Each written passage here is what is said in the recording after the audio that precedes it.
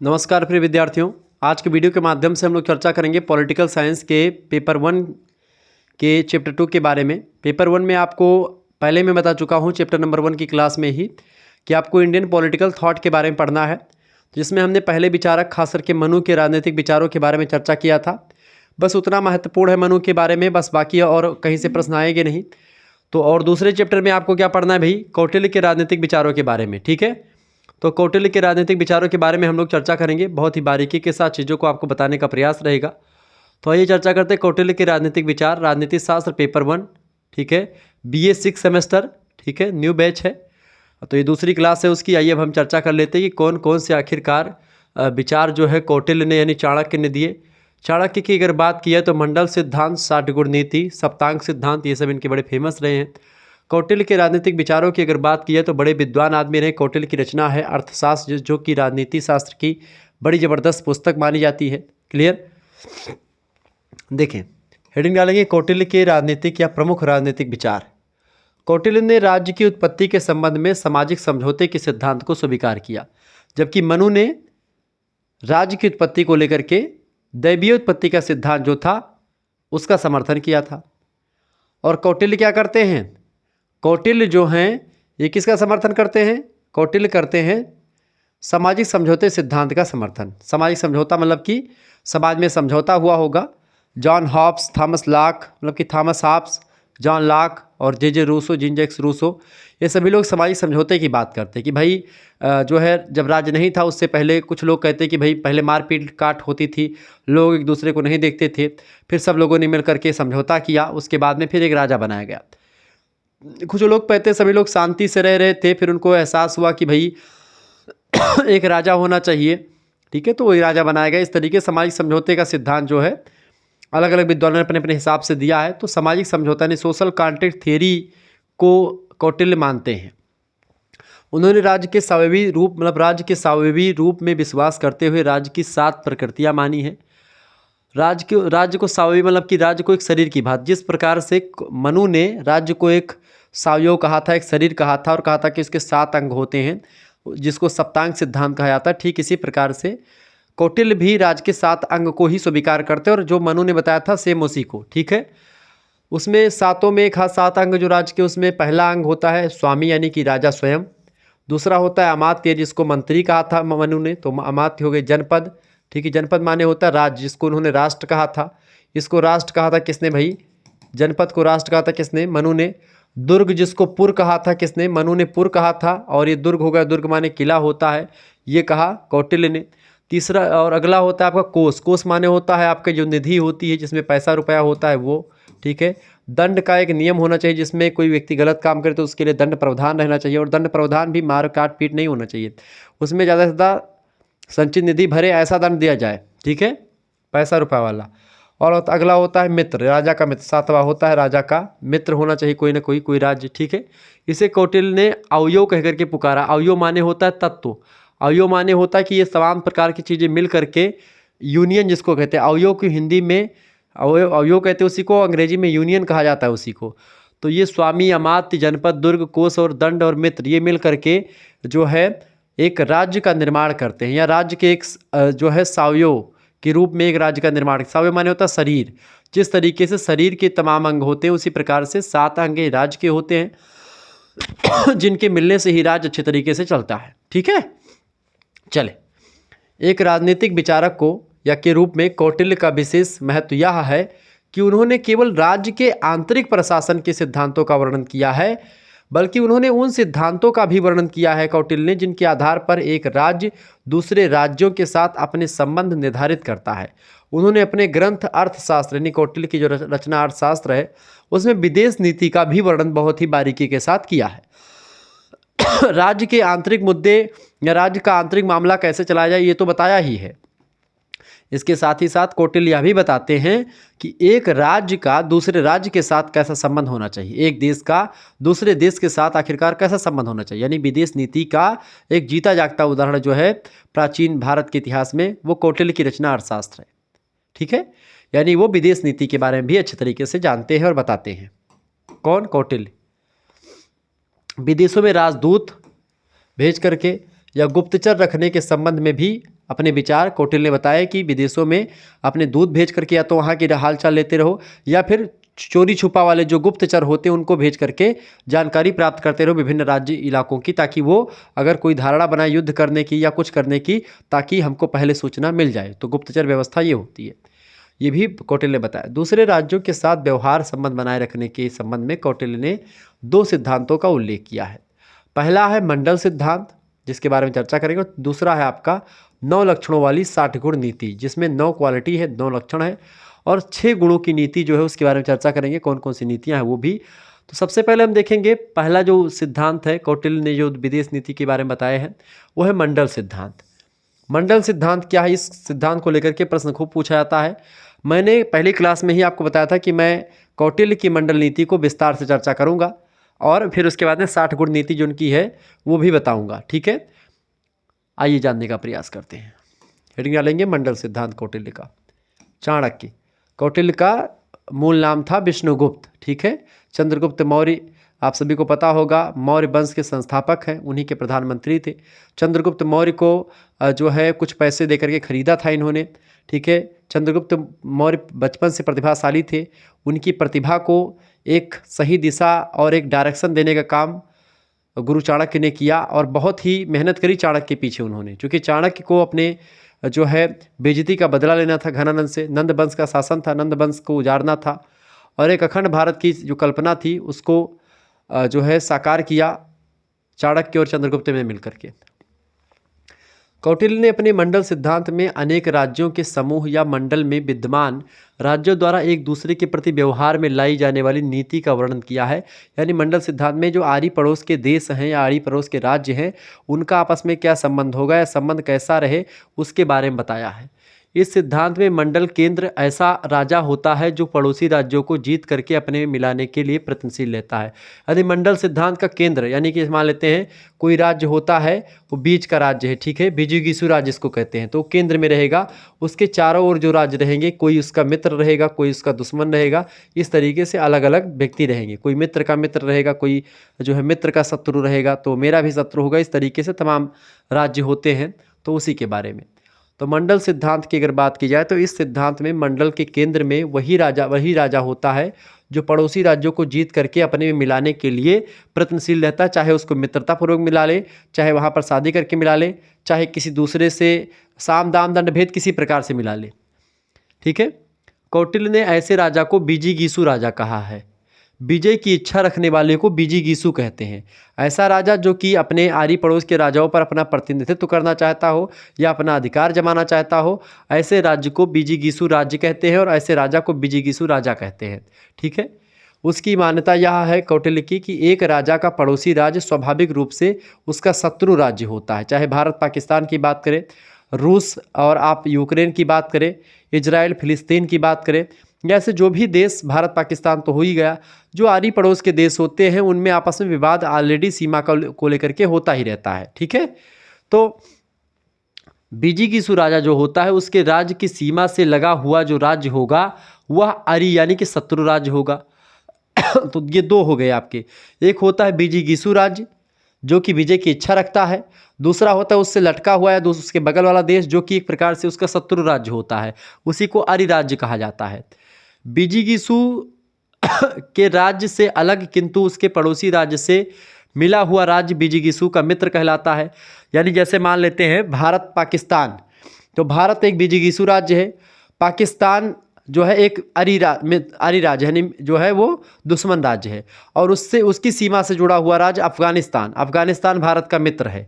तो इस तरीके से कौटिल्य कहते हैं कि एक राज्य होगा जो कि विजय की इच्छा रखेगा, उसके बगल का राज्य उसका दुश्मन होगा, उस पर भी कंट्रोल पाने के लिए प्रयत्नशील रहेगा विजिगीषु राज्य, और वह एक प्रकार से अपने मित्र के सहायता से, और मित्र कौन सा होगा उसका, जैसे अफगानिस्तान मित्र है तो अफगानिस्तान यहाँ पर कौन सा क्या हो जाएगा, वो विजिगीषु राज्य का मित्र हो जाएगा। मित्र राज्य से मिला हुआ राज्य जो होगा वो आरी मित्र का होगा, यानी कि उसके बाद में जो होगा अफगानिस्तान के बाद में वो कोई राज्य होगा वो जो दुश्मन राज्य यानी पाकिस्तान उसका मित्र होगा, ठीक है। इस तरीके से चलता रहेगा। कहने का आशय यह है कि अपने निकटतम पड़ोसी राज्य का शत्रु, उसके आगे का मित्र और उससे आगे का आरी मित्र, इसी प्रकार से क्रम चलता रहता है, ठीक है। और ये 5 राज्य तो बीजिगीसू के सामने वाली या आगे की दिशा में होते हैं इस तरीके से। इसी प्रकार कुछ राज्य उसके पीछे होते, तो ये सब आगे राज्य हो गए बीजिगीसू राज्य, उसके सामने एक राज्य, जैसे मान लेते हैं एक राज्य ये था, ठीक है ये भारत हो गया मान लेते हैं, तो ये हो गया बीजिगीसू राज्य, ठीक है। इसके बाद में पाकिस्तान हो गया, तो पाकिस्तान भारत का जो है आर्य राज्य होगा, यानी कि ये दुश्मन होगा। अब चूंकि ये दुश्मन होगा तो भारत चाहेगा कि इधर से जो अफगानिस्तान है इसको अपने अंडर में ले और इससे जो है मित्रता रखेंगे, तो ये एक प्रकार से हमारी मदद करेगा, तो हम पाकिस्तान को कब्जा लेंगे, इस तरीके से सोचेगा, ठीक है। तो इस तरीके से होगा।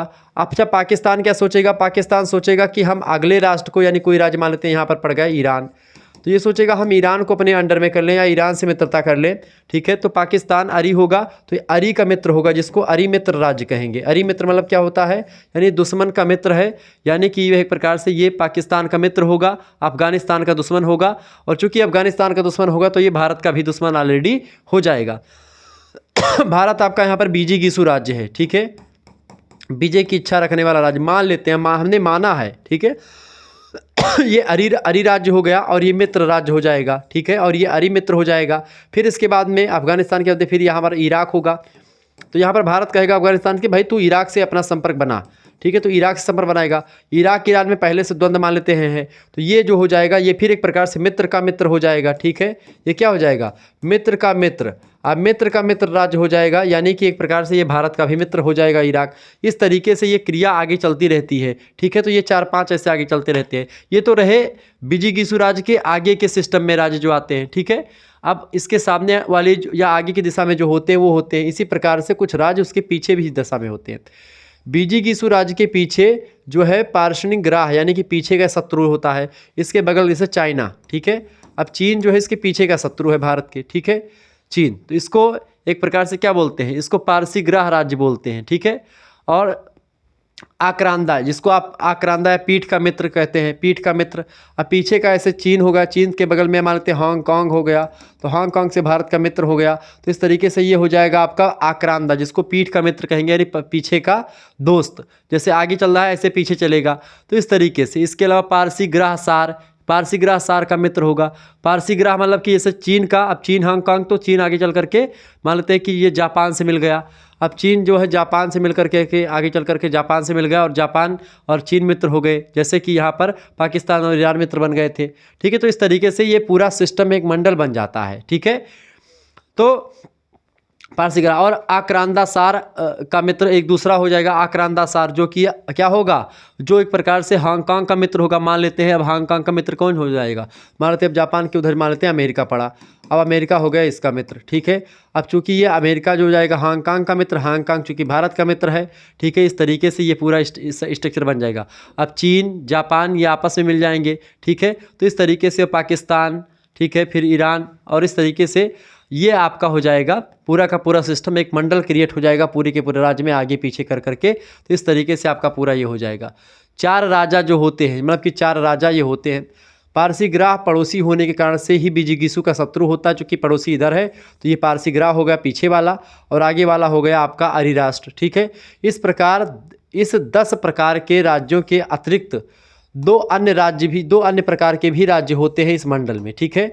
तो इस प्रकार से एक होता है आपका मध्यम और एक होता है उदासीन राज्य। मध्यम ऐसा राज्य होता है जिसका प्रदेश बीजिगीसू तथा अरी राज्य दोनों की सीमा से लगा हुआ होता है, यानी पाकिस्तान और भारत की सीमा से एक लगा हुआ होता है। जैसे मान लेते हैं, अब कोई भी देश आप मान सकते हो, जैसे कि आप मान सकते हो अफगानिस्तान तो नहीं मान सकते, मान लेते हैं कि अगर रूस की सीमा मान लेते मिलती है, मान लेते तो रूस जो हो जाएगा भारत से भी मिल रहा है, और आपका किससे मिल रहा है? वो पाकिस्तान से मिल रहा है, यानी कि बीजिगीसू राज्य का भी मित्र है और वो दुश्मन यानी अरी राज्य का भी मित्र है, ठीक है। दोनों की सीमा से लगा हुआ है। मध्यम राज्य दोनों की, चाहे वे परस्पर मित्र हो या शत्रु हो सकते हैं, सहायता करने में समर्थ होता है और आवश्यक होने पर दोनों का अलग अलग मुकाबला कर सकता है।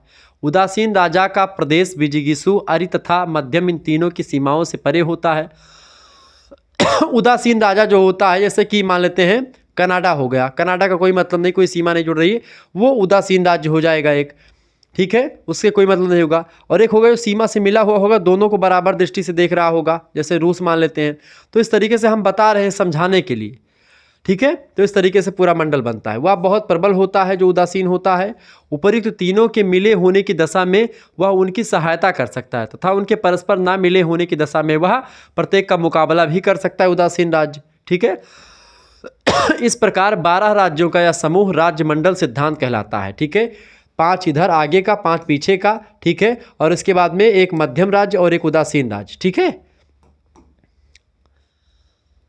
इसे निम्नलिखित मित्र चित्र के भांति आप समझ सकते हैं। जैसे ये देखो आप पहले होता है, ये देखो आप मान लेते हैं यहाँ पर हो गया आपका बीजिगीसु राज्य।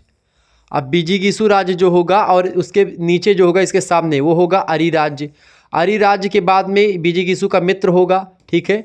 बीजिगीसु मतलब कि बीजिगीसु के मित्र के बगल में अरी का मित्र होगा, यानी कि दुश्मन का मित्र होगा, यानी ये अरी मित्र। और अरी मित्र के बाद में मित्र का मित्र होगा, यानी कि बीजिगीसु का मित्र हो जाएगा, क्योंकि ये मित्र का मित्र बनेगा, इसका मित्र बनेगा। ठीक है। इस तरीके से ये बन जाएगा मित्र का मित्र ये। ठीक है। और ये आपस में ये तीनों मिले हुए हैं और ये चूंकि आपस में मिले हुए हैं। और बीजिगीसु राज्य आप अभी ये छोड़ दीजिए ये। ठीक है। अच्छा ये होगा और अब इसके पीछे भी चलो तो ये 5 आपके हो गए, 1 2 3 4 5। ठीक है। ऐसे ही पीठ पीछे चलेंगे तो पीठ का शत्रु यानी कि ये एक प्रकार से पार्श्वग्राह कहा जाएगा, पार्श्वनिग्राह। अब पीठ के पीछे का शत्रु है तो पीठ के पीछे का मित्र भी होगा, यानी कि मित्र में आपका जिसको आक्रांता कहते हैं। अब पीठ के पीछे शत्रु है तो शत्रु का भी कोई क्या होगा, शत्रु का भी कोई मित्र होगा, तो शत्रु का मित्र जो हो जाएगा वो हो जाएगा पार्श्वग्राह सार। ठीक है। ऐसे ही आपका जो पीठ का मित्र होगा उसका भी कोई एक प्रकार से मित्र होगा जिसको आक्रांता का मित्र कहेंगे, यानी कि आक्रांता सार कहेंगे। तो इस तरीके से 1 2 मतलब 1 2 3 और 4 इधर हो गया, 4 4 8 और एक क्या होता है 9 9 2 11 1 12, मतलब कि कुल मिलाकर के बीजिगीसु हो जाएगा, एक अरी हो जाएगा, मतलब कि कुल मिलाकर के आगे चल करके फिर अरी का मित्र भी एक हो जाएगा। तो यानी कि 10 ये हो जाते हैं इस तरीके के, और आपके 2 और हो जाते हैं। 2 कौन से, एक मध्यम होता है, मध्यम राज्य वह होता है जो बीजिगीसु और अरी दोनों की सीमा से लगा हुआ होता है और दोनों से मुकाबला पड़ने पर दोनों से अकेले अकेले लड़ भी सकता है। ठीक है। बीजिगीसु से भी और अरी से, यानी मित्र मतलब कि जो है शत्रु देश से भी, इससे भी अकेले में निपट सकता है, इससे भी अकेले में निपट सकता है। ठीक है। वो मध्यम राज्य होता है कौटिल्य के सिद्धांत के अनुसार। अब यह एक प्रकार से जो बीजिगीसु राज्य है बेटा, इसकी अगर बात की जाए तो यह एक प्रकार से इससे मित्र भी हो सकता है मध्यम का, और मध्यम का मित्र ये अरी वाला भी हो सकता है, दोनों मित्र हो सकते हैं। एक होता है उदासीन जिसका इससे दोनों की सीमा से कोई मतलब नहीं होता है, लेकिन ये सामना कर सकता है इन सभी का। ठीक है। इन सभी से चाहे तो लड़ सकता है, सभी से चाहे तो मदद कर सकता है, तो इस तरीके सभी को चाहे तो एक में मिला सकता है, इस तरीके की शक्ति। तो इस तरीके से उदासीन, मध्यम और इस तरीके के राज्य होते हैं। ठीक है। मंडल सिद्धांत के आधार पर कौटिल्य ने इस बात का निर्देश दिया है कि एक विशेष राज्य के कौन मित्र हो सकते हैं और कौन शत्रु हो सकते हैं। राजा की अपनी नीति और योजना इस तथ्य को दृष्टि में रखते हुए निर्धारित करनी चाहिए कि कौन सा कोई मित्र हो सकता है, कौन सा शत्रु हो सकता है। ये पहले से कौटिल्य ने बता रखा है कि ऐसा देश जो होगा वो एक प्रकार से मित्र बनेंगे कि शत्रु बनेंगे। ये चीज़ें मंडल सिद्धांत के अकॉर्डिंग क्लियर हो सकती है, कौन सा राज्य किसका दोस्त होगा, कौन सा राज्य किसका शत्रु होगा। कौटिल्य के द्वारा प्रतिपादित मंडल सिद्धांत आंशिक रूप से में ठीक है। उदाहरणार्थ वर्तमान समय में भारत की सीमाएं पाकिस्तान और चीन से लगी हुई हैं और बहुत कुछ सीमा तक इसी कारण इन राज्यों के साथ भारत के मतभेद बने हुए हैं। बीजिगीसु राज्य की चूंकि अगल बगल मैंने बताया, पीठ पीछे का चीन हो गया, सामने का जो है आपका ये हो गया पाकिस्तान। भारत के प्रति मतभेदों की इस समानता के कारण से पाकिस्तान और चीन परस्पर मित्र बने हुए हैं। चूँकि भारत से दोनों की दुश्मनी है तो चूँकि दुश्मन का दुश्मन जो होता है वो मित्र हो जाता है, तो ऐसे ही भारत मतलब कि चीन पाकिस्तान आपस में मित्र बन जाते हैं। इसी प्रकार भारत, पाकिस्तान और अफगानिस्तान तीनों देशों के पारस्परिक संबंधों को भी मंडल सिद्धांत के आधार पर समझा जा सकता है। लेकिन वर्तमान समय में जबकि व्यापार और आर्थिक हित तथा विचारधारा संबंधी भेद भी संघर्ष के कारण होने लगे हैं, उस समय मात्र सीमाओं के आधार पर राज्यों के पारस्परिक संबंधों की व्यवस्था नहीं की जाती थी। ठीक है। मंडल सिद्धांत के संबंध में डॉक्टर अल्तेकर एक विद्वान है, उनका कहना है कि प्राचीन विचारक यह जानते थे कि युद्धों को पूर्ण रूप से समाप्त नहीं किया जा सकता, अतः उन्होंने इनके खतरे को कम करने के लिए ऐसे सिद्धांत का समर्थन किया जिसके अनुसार देश में विद्यमान अनेक छोटे बड़े राज्यों में शक्ति का विवेकपूर्ण संतुलन बना रहे और वह युद्ध ना कर सकें या युद्ध ना हो ज़्यादा। ठीक है। ताकि आपस में लड़ते रहेंगे तो दिक्कत हो जाएगी। ठीक है। तो ना लड़े इसके लिए तमाम प्रकार के सिद्धांत बनाए गए थे। आगे देखते हैं 60 गुण नीति। 60 गुण नीति क्या है जो इसकी कौटिल्य की है। देखिए, पड़ोसी राज्य और विशेषतया अन्य विदेशी राज्यों के प्रति व्यवहार के संबंध में कौटिल्य ने 60 गुण नीति यानी कि 6 लक्षणों वाली नीति का प्रतिपादन किया है। इसके 6 लक्षण हैं। पहला है संधि विग्रह, संधि। दूसरा है विग्रह यानी युद्ध करके, संधि करके यानी मिल करके, जुड़ करके उनसे।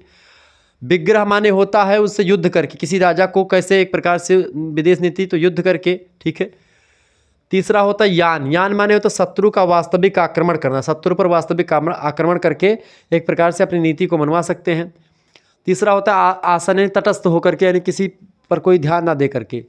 तीसरा अगला होता है संश्रय, यानी कि बलवान का आश्रय लेना, यानी जो व्यक्ति आपसे बलवान हो उसके शरण में चले जाएं, ठीक है, ताकि आपकी भी रक्षा होती रहे। अगला होता है द्वैधी भाव, यानी संधि और युद्ध दोनों का एक प्रकार से बीच का रास्ता निकाल ले, यानी एक साथ प्रयोग कर ले, संधि और युद्ध का दोनों एक साथ का प्रयोग कर ले। इस तरीके से ये 6 नीतियाँ होती हैं।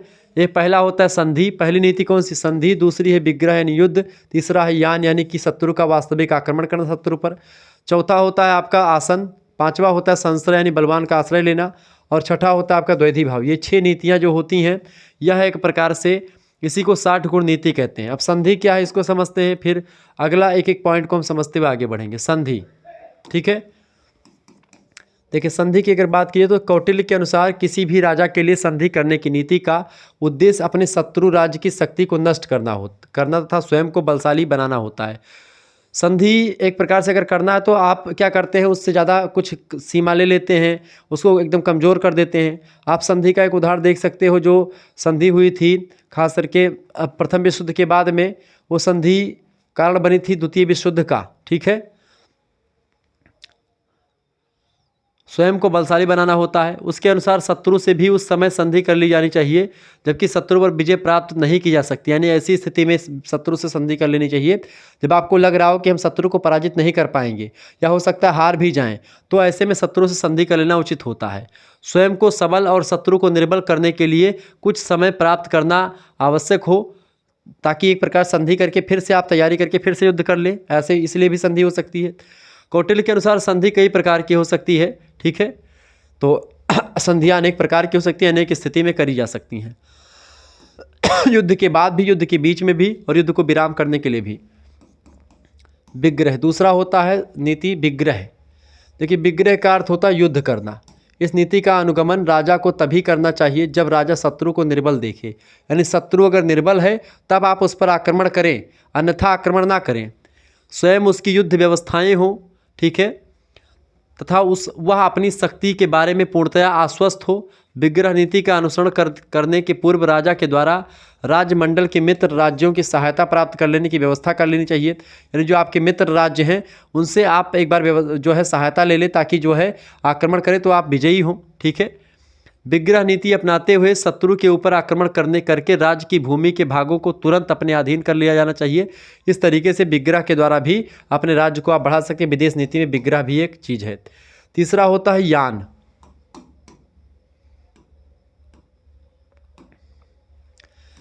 यान का अभिप्राय होता है वास्तविक आक्रमण करना। इस नीति को तभी अपनाया जाना चाहिए जबकि राजा अपनी स्थिति को सुदृढ़ देखे कि हमारा आप एकदम सेट हैं, हम बस हमको हमारा राजकोष भरा हुआ है, सेना हमारी ठीक ठाक है, बस सेना बैठी एकदम से गिरा रही है, मतलब कोई काम नहीं बचा है अब, तो ऐसे में या पूरा एकदम से पावरफुल सेना हो चुकी है, तो देखिए तो ऐसा प्रतीत हो कि आक्रमण के मार्ग को अपनाए बिना शत्रु को बस में करना संभव नहीं है। ऐसी स्थिति में विग्रह और यान में मात्र स्तर का भेद होता है। यान विग्रह से कुछ आगे होता है, यानी विग्रह जो होता है कुछ कम एक प्रकार से सिचुएशन पे होता है, लेकिन विग्रह यान जो होता है इसका मतलब है कि युद्ध के बिना आप काम ही नहीं चलेगा, तो उसको यान कहते हैं। विग्रह थोड़ा उससे पहले की सिचुएशन होती है, ठीक है। इसके बाद में अगला होता है आसन, ठीक है। आसन के आसन की अगर बात की जाए, आसन क्या होता है भैया, देखिए जब विजिगीषु मतलब जीत की इच्छा रखने वाला राज्य शत्रु समान रूप से शक्तिशाली होते, दोनों एक समान शक्तिशाली हों, राजा के द्वारा आसन अर्थात तटस्थता की नीति अपनाई जानी चाहिए। आसन की नीति अपनाते हुए राजा के द्वारा शक्ति अर्जन की निरंतर चेष्टा की जानी चाहिए, ताकि एक प्रकार से वह अपनी शक्ति को और अधिक बढ़ाए, ताकि विजिगीषु मतलब कि जो विजिगीषु का जो है एक प्रकार से शत्रु राज्य है उससे जीत सके, ठीक है। तो विजिगीषु राज्य को चाहिए कि वह एक प्रकार से अपनी जो है तटस्थता की नीति को और बढ़ाए और ज़्यादा जो है पावरफुल बने। पांचवी बात है संश्रय। पांचवी नीति क्या है? संश्रय लेना। संश्रय का अर्थ होता है बलवान का आश्रय लिए जाने चाहिए, यानी कि जब भी आपको ऊपर संकट मंडरा रहा हो तो आप किसी बलवान राज्य के जो है समर्पण में चले जाएं। यदि राजा शत्रु को हानि पहुंचाने की जो है क्षमता नहीं रखता है, साथ ही यदि वह अपनी रक्षा करने में असमर्थ हो जाता है राजा, तो उसे बलवान राजा का आश्रय लेना बहुत जरूरी है। बलवान राजा के यहाँ पर आश्रय ले ले। पर यह ध्यान रखना जाना चाहिए कि राजा का आश्रय लिया जा रहा है वह शत्रु से अधिक बलशाली हो, ठीक है, यानी शत्रु से ज़्यादा बलशाली हो, उसी के शरण में जाना चाहिए। ऐसा पता चले कि भाई शत्रु मतलब आपसे भी कमज़ोर कोई राजा, आप उसके शरण में चले गए तो आपको भी मारेगा शत्रु और उसको भी मारेगा। यानी कि अपने से बलशाली, मतलब अपने से बलशाली तो हो ही, साथ ही साथ में शत्रु से भी बलशाली हो, ऐसे राज्य के शरण में चले जाएँ। यदि इतना बलवान राजा ना मिले तो सबल शत्रु की ही शरण में मतलब कि लेना उचित है। यानी कि कौटिल्य कहते हैं कि अगर राजा जो है, कोई बलवान राजा ना मिले शरण लेने के लिए, तो जो आक्रमण करने के लिए उद्धत है उसी के हाथ पांव जोड़ लें कि प्रभु हमारी रक्षा करो, आप जो बोल रहे हैं हम कर दे रहे हैं, हमको शरण में ले लो, ठीक है, हम पर आप ही शासन करो, आंतरिक मामले हम देख रहे हैं, बाहरी आप देखो, ठीक है, उसके शरण में चले जाना चाहिए। तभी राजनीति चलती है, कौटिल्य बताते हैं। छठी नीति कौटिल्य कहते हैं द्वैधी भाव। द्वैधी भाव की नीति से कौटिल्य का आशय एक राज्य के प्रति संधि और दूसरे राज्य के प्रति विग्रह की नीति को अपनाने से होता है। यानी एक राज्य के प्रति संधि कर ले, दूसरे से विग्रह कर ले। जब अपने उद्देश्य की पूर्ति के लिए एक राज्य से सहायता लेने और दूसरे राज्य से लड़ने की आवश्यकता पड़े तो द्वैधी भाव नीति अपनाई जानी चाहिए कि भाई एक से फायदा हो रहा है और दूसरे से भी फायदा ही होगा अगर जीत जाएंगे तो ऐसे में उसको अपनाना चाहिए। कौटिल्य की विचारधारा का मूल यह है कि विशेष परिस्थितियों में के अनुसार जो नीति उपयुक्त हो वही अपनाई जानी चाहिए। कौटिल्य की राज्य विषयक अन्य विचारधाराओं की भांति वैदेशिक संबंधों के विषय में भी ये विचार यथार्थ तथा वास्तविक है, ना कि कोरे जो है स्वप्न लोकीय हैं। वस्तुतः कौटिल्य की 60 गुण नीति इतनी तार्किक है कि सभी राज्य कम अधिक रूप में इसका आचरण कर सकते हैं, इसको अपना सकते हैं। ये नीति बड़ी ही ज़बरदस्त है जिससे राज्य के संबंध मधुर हो सकते हैं। वैदेशिक नीति के सफल संचालन हेतु अन्य भारतीय आचार्यों की भांति ही कौटिल्य ने साम, दाम, दंड और भेद, ये 4 प्रकार के जो उपाय हैं इनका विधान किया है। कौटिल्य का मत है कि निर्बल राजा को समझा बुझा करके, यानी कि समझा बुझाना मतलब होता है साम के द्वारा, कोई निर्बल अगर शत्रु है तो उसको समझा बुझा करके अपने में मिला लेना चाहिए, अथवा कुछ सहायता उसको देकर के, कुछ दान देकर के, कुछ घोड़े हाथी दे करके उसको अपने में मिला लेना चाहिए, अपने बस में कर लेना चाहिए। दूसरा होता है भेद, ठीक है, दूसरा होता है आपका भेद। भेद का अर्थ होता है फूट डालना। कौटिल्य का विचार है कि सबल शत्रु राजा जिसके विरुद्ध युद्ध में विजय नहीं प्राप्त की जा सकती है, यानी ऐसा राजा जो सबल है, जिससे आप लड़ करके नहीं जीत सकते हैं, उसके प्रति भेद नीति को अपनाया जाना चाहिए।